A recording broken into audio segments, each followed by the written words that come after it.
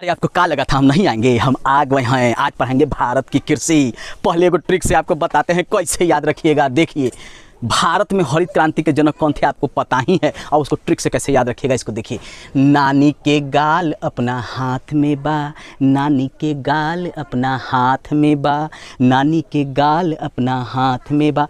नानी से अर्थ हो गया नॉर्मन बोरलॉन्ग। इन्होंने हरित क्रांति की शुरुआत विश्व में किया था। सबसे पहले गाल से अर्थ हो गया गेहूँ, गेहूँ पर शोध किया था। प्रति हेक्टेयर उत्पादन बढ़ा था। रहने वाले कहाँ के थे? अमेरिका से। अपना का अर्थ हो गया अमेरिका के ही रहने वाले थे, नॉर्मन बोरलॉन्ग। हाथ का अर्थ हो गया हरित क्रांति की शुरुआत इन्होंने किया था। मे का अर्थ हो गया मैक्सिको में इन्होंने गेहूं पर शोध किया था। अर्थात नॉर्मन बोरलॉन्ग के द्वारा हरित क्रांति की शुरुआत मैक्सिको में की गई थी। उन्होंने गेहूं पर पहली बार मैक्सिको में शोध किया था और रहने वाले थे अमेरिका के। जान लीजिए, इस ट्रिक पे आप आसानी से याद कर सकते हैं। नानी के गाल अपना हाथ में बा, नानी के गाल अपना हाथ में बा। इस ट्रिक से आसानी से इसको याद कर सकते हैं। अब भारत में हरित क्रांति के जनक कौन थे, इसको भी हम ट्रिक पे याद करेंगे। भारती स्वामी जी हरा पहन लेबा, भारती स्वामी जी हरा पहन लेबा, भारती स्वामी जी हरा पहन लेबा। भारती से अर्थ हो गया भारत में, स्वामी से अर्थ हो गया MS स्वामीनाथन की अध्यक्षता में, हरा से अर्थ हो गया हरित क्रांति की शुरुआत की गई थी। इसमें गेहूं और चावल पर प्रति हेक्टेयर उत्पादन पर बल दिया गया था। तब भारत में हरित क्रांति के जनक MS स्वामीनाथन थे और विश्व में हरित क्रांति के जनक नॉर्मन बोरलॉन्ग थे। इसको याद रखिएगा। इन्होंने गेहूं पर शोध किया था और भारत में जो हरित क्रांति की शुरुआत हुई थी उसमें गेहूं और चावल दोनों के विकास पर जोर दिया गया था, MS स्वामीनाथन की अध्यक्षता में। दोनों आपको ट्रिक से आसानी से याद हो गया। बार बार एग्जाम में पूछा जाता है, इसलिए इसको ट्रिक पर आसानी से याद कर सकते हैं। अब देखिए, भारत में पहले सबसे ज़्यादा भूमि पर कृषि कार्य होता था। लगभग 80% लोग कृषि कार्य में लगे रहते थे। चूँकि उद्योग था नहीं, सेवा था नहीं करने के लिए, तो क्या करेंगे? कृषि करेंगे, उससे जो उत्पन्न होगा, उससे जो फसल उत्पन्न होगा उसको बेच के पैसा कमाएंगे। लेकिन जैसे जैसे भारत में विकास शुरू हुआ, उद्योग का विकास हुआ, सेवा का विकास हुआ, तो कृषि भूमि घटना शुरू हो गया। लोग जो है कृषि कार्य छोड़ के उद्योग में शामिल हो गए, सेवा करने लगे। ठीक है, तो लोग का परसेंटेज भी घटा। अब भारत में वर्तमान में 51% भाग पर ही कृषि होता है। वर्तमान में वन भारत में 21% भाग पर ही है। वर्तमान में 24% भाग जो है भारत में बंजर बा, जहाँ खेती उती नहीं होता है। वहाँ पर अधिकतर उद्योग लगाया जाता है, कल कारखाने लगाए जाते हैं। और 4% भाग जो है चारागाह, जहाँ पशुओं को चराने के लिए भेजा जाता है। अरे भाई, पशु को भी तो चाहिए ना चारागाह। अगर उनको चारा नहीं मिलेगा तो क्या खाएंगे? तो चारागाह के लिए 4% भाग को सुरक्षित किया गया है भारत में। ठीक है, कृषि राज्य के अंतर्गत आता है। कृषि किसके अंतर्गत आता है? राज्य के अंतर्गत आता है। राज्य के अंतर्गत कृषि को रखा गया है। कृषि, आप जानते हैं ना, भूमि का राजस्व कौन वसूलता है? भारत सरकार नहीं वसूलती है, राज्य सरकार वसूलती है। आपको पता ही होगा। और इसको 7वीं अनुसूची में रखा गया है। किस अनुसूची में रखा गया है? 7वीं अनुसूची में इसको रखा गया है। पहला कृषि और खाद्य मंत्री डॉक्टर राजेंद्र प्रसाद बने थे, याद रखिएगा। 1946 में जो अंतरिम सरकार का गठन हुआ था और 1947 में आज़ादी के बाद जो सरकार गठित हुआ था, उसमें हमारे बिहार के डॉक्टर राजेंद्र प्रसाद को मंत्री बनाया गया था। कौन मंत्री बने थे? कृषि एवं खाद्य मंत्री बनाए गए थे। इसको याद रखिएगा।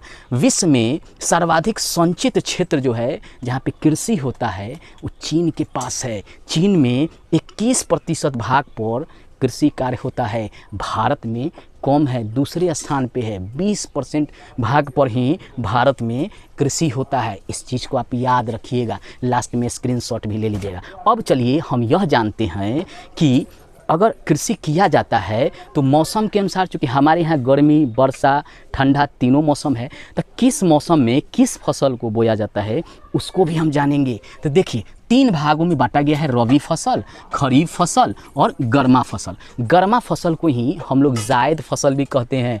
ऋतुओं के आधार पे, यानी मौसम के आधार पे जो है बांटा गया है। अब रबी फसल जो है उसको अक्टूबर नवंबर में बोया जाता है और मार्च अप्रैल में काट लिया जाता है।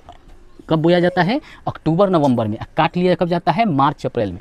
इसमें गेहूँ होता है, जौ होता है, चना होता है, मटर होता है, सरसों होता है, आलू होता है। कब? रबी फसल के अंतर्गत। ठीक है, टाइम पीरियड याद रखिएगा, कौन कौन सा फसल होता है बार बार पूछा जाता है।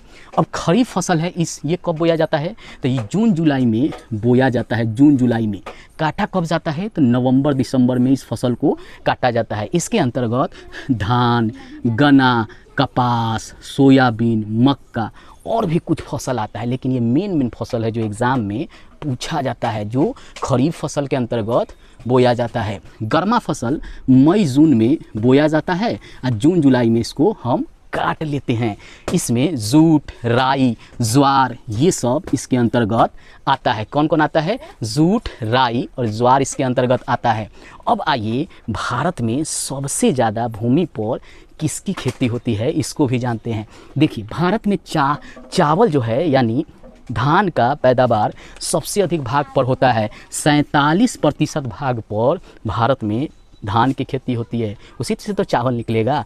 और 21.7% विश्व का चावल का उत्पादन भारत में होता है, यानी भारत में चावल का उत्पादन 21% होता है संपूर्ण विश्व का। इसीलिए भारत को संपूर्ण विश्व को अन्न देता है, चावल देता है, गेहूं देता है।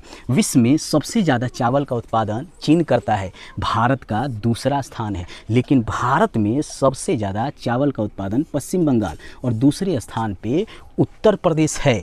आप जान लीजिए, चावल की एक किस्म है IR-20 जो चावल की सबसे अच्छी किस्म मानी जाती है, क्योंकि इससे प्रति हेक्टेयर उत्पादन सबसे अधिक होता है। इसीलिए केंद्रीय चावल अनुसंधान केंद्र को कटक उड़ीसा में लगाया गया है, जो चावल पर शोध करता है। याद रखिएगा, केंद्रीय चावल अनुसंधान केंद्र भारत में उड़ीसा राज्य के कटक में लगाया गया है। और अंतर्राष्ट्रीय चावल अनुसंधान केंद्र फिलीपींस के मनीला में लगाया गया है, जो संपूर्ण विश्व के चावल पर शोध करता है। यानी अंतर्राष्ट्रीय अगर चावल अनुसंधान केंद्र जो होगा तो फिलीपींस मनीला, और केंद्रीय चावल अनुसंधान केंद्र जो होगा वो कटक उड़ीसा। भारत में अब गेहूँ के बारे में जान लीजिए कि भारत में गेहूँ 14% भागों पर खेती किया जाता है, लेकिन संपूर्ण विश्व का 12% ही गेहूं का उत्पादन भारत में होता है। यानी भारत संपूर्ण विश्व का 12% ही गेहूं का उत्पादन करता है। विश्व में सबसे ज़्यादा गेहूं चीन में होता है और दूसरे स्थान पर भारत है। भारत में सबसे ज़्यादा उत्तर प्रदेश गेहूं का उत्पादन करता है, दूसरे स्थान पे मध्य प्रदेश है और तीसरे स्थान पे पंजाब है। भारतीय कृषि अनुसंधान केंद्र की स्थापना पूसा में किया गया था। याद है किस गवर्नर के समय में? तो उस समय गवर्नर थे लॉर्ड कर्जन साहब। इन्होंने ही पूसा में, जो बिहार में पड़ता है, उस समय भारतीय कृषि अनुसंधान केंद्र की स्थापना किया था, ताकि कृषि पर शोध किया जा सके। बाद में आज़ादी के बाद नई दिल्ली में इसको ले गया था, लेकिन उससे पहले ही ब्रिटिश काल में 1936 में ही इसका स्थान परिवर्तन कर नई दिल्ली में लाया गया। और आज़ादी के बाद जो है नई दिल्ली में ही रखा गया भारतीय कृषि अनुसंधान केंद्र को, और मुख्यालय भी दिल्ली में ही बनाया गया है। आप स्क्रीनशॉट ले लीजिए। दोस्तों, हमने कृषि को अच्छे ढंग से आपको पढ़ाया है, लेकिन ये कृषि का एक पार्ट है, भारतीय कृषि का एक पार्ट हमने पढ़ाया है। दूसरे पार्ट में जितने भी फसल है उसको लेकर आएंगे कि किस देश में कौन सा फसल सबसे अधिक होता है, भारत में कौन सा फसल सबसे अधिक होता है, और इसके अलावा भी बहुत कुछ लेकर आएंगे। इसलिए मेरा दूसरा वीडियो भी कृषि से संबंधित ज़रूर देखिएगा। लाइक सब्सक्राइब ठोक दीजिएगा, लाइक सब्सक्राइब ठोक दीजिएगा। धन्यवाद।